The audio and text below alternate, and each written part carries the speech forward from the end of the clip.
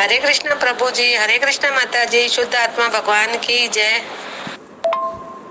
गणपति उत्सव क्यों मनाते हैं? प्रभु जी ने बताया कि उस समय ब्राह्मण और नॉन ब्राह्मण में आपस में झगड़े चल रहे थे। उस झगड़े को मिटाने के लिए गणेश स्थापना की गई और गणेश जी का चौथ के दिन जन्म भी हुआ था।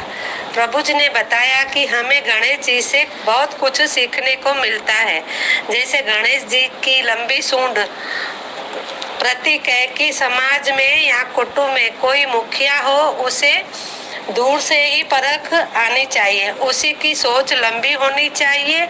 और फिर गणेश जी की छोटी छोटी आंखें हाथी जैसी होती है। जैसे हाथी अपनी आंखों से सुई जैसी बारीक चीज उठा लेता है, वैसे ही मुखिया की दृष्टि सूक्ष्म होनी चाहिए। और गणेश जी के बड़े कान सुई की नाई जैसे। बातें तो कई प्रकार की सुने पर किसी को बताए नहीं। दान बच जाए और कचरा कचरा उड़ जाए।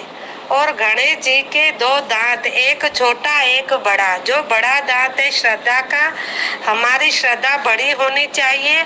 छोटा दांत है विवेक का। आदमी के अंदर श्रद्धा भरपूर है, विवेक कम है, पर वो तर जाता है।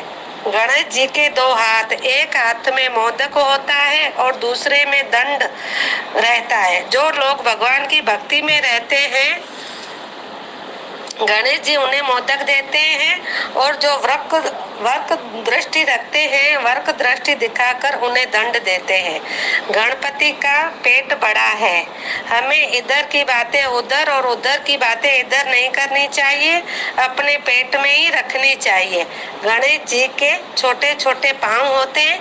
कोई भी कार्य उतावलेपन से नहीं करो, पर सोच विचार के करो। और गणेश जी का वाहन चूहा छोटा है, माता पार्वती का वाहन सिंह किसी से हार नहीं सकता। भगवान शिव का वाहन बैल किसी के घर नहीं जा सकता, पर गणेश जी का वाहन छोटा सा वाहन चूहा हर किसी के यहाँ जाकर वेद ला सकता है। इसी तरह छोटे से छोटा व्यक्ति भी कोई बड़े से बड़ा काम कर सकता है। गणेश जी टोटली हमें उदाहरण देते हैं। और ये 10 दिन उत्सव चलता है। लोग नाचते हैं, गाते हैं, फिर गणेश जी का विसर्जन होता है। प्रभु जी ने बताया कि उसी प्रकार हमारा भी विसर्जन होना है। रहना तो यहाँ पर किसी को भी नहीं है। भगवान राम भी गए, भगवान कृष्ण भी गए, जाना हम को भी है। तो हम एक उत्सव की तरह जिए, नहीं कि किसी बीमारी में, नहीं एक दूसरे की निंदा करके, नहीं अपने आप में क्रोध करके, दूसरों से जेलेसी करके हमें आनंद, दूसरों से जेलेसी करके भी नहीं जीना है, हमें आनंद में जीना है।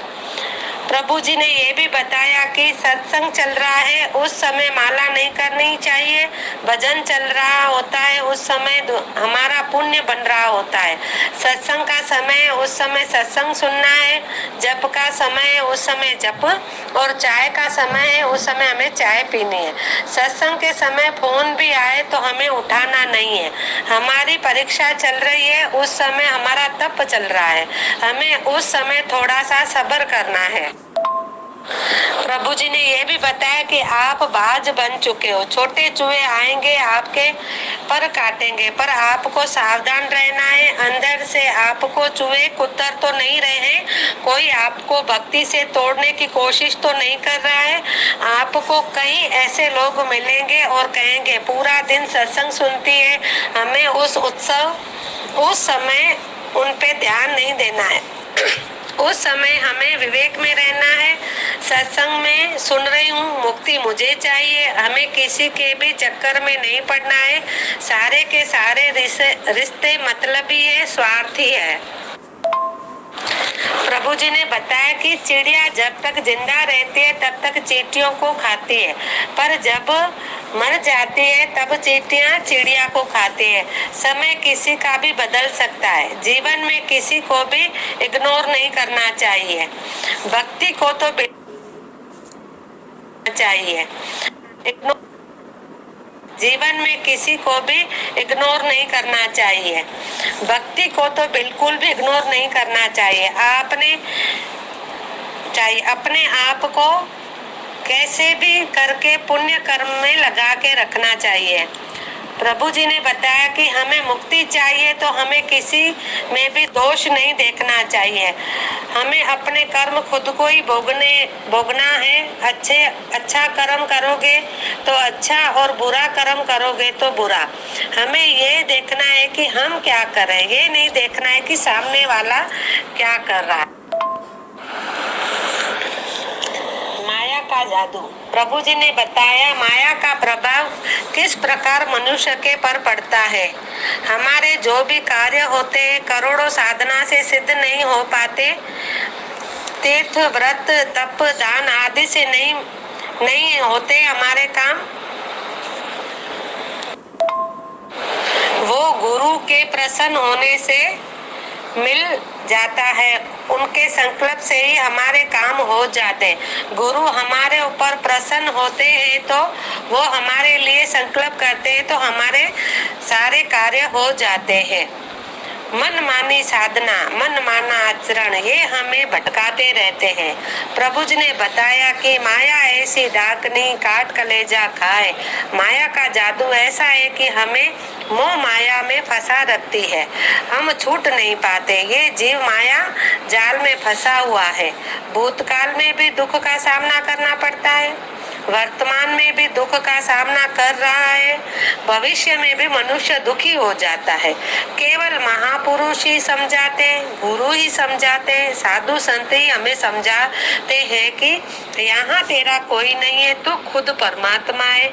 मैं शरीर नहीं हूँ, एक शुद्ध आत्मा हूँ। हमें इसी जागृति में रहना है। हरे कृष्णा। प्रभु जी शुद्ध आत्मा भगवान की जय। प्रभु जी ने ये भी बताया कि मन मुख और गुरुमुख। मन मुख का मतलब मन के हिसाब से करना, मन की सुनना। मन मुखी सदा दुखी। जो अपने मन के हिसाब से करता है वो हमेशा दुखी रहता है।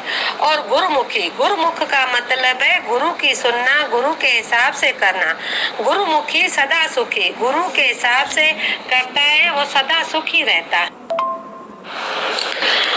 आपको कोई गुरु समझ के प्रश्न पूछ रहा है तो आप अपने शरीर को अलग रखकर, अपने परिवार को अलग रखकर फिर उसको जवाब दीजिए तो वो पूरा संतुष्ट हो जाएगा, पूरा ही सही होगा। प्रभु जी ने बताया कि आप ज्ञान में आ चुके हो तो पहले तो जो मैंने किया, मैं वाला जो धागा लपेटा हुआ है उसकी गांठ खोल दो।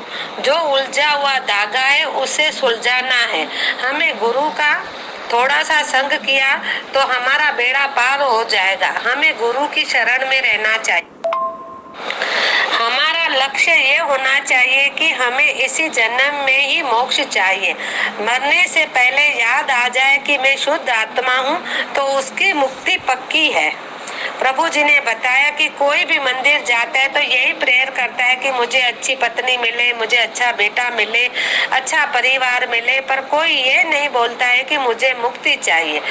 श्रद्धा हमारी गुरु के प्रति कम नहीं होनी चाहिए। हमें गुरु पे पूरा विश्वास होना चाहिए।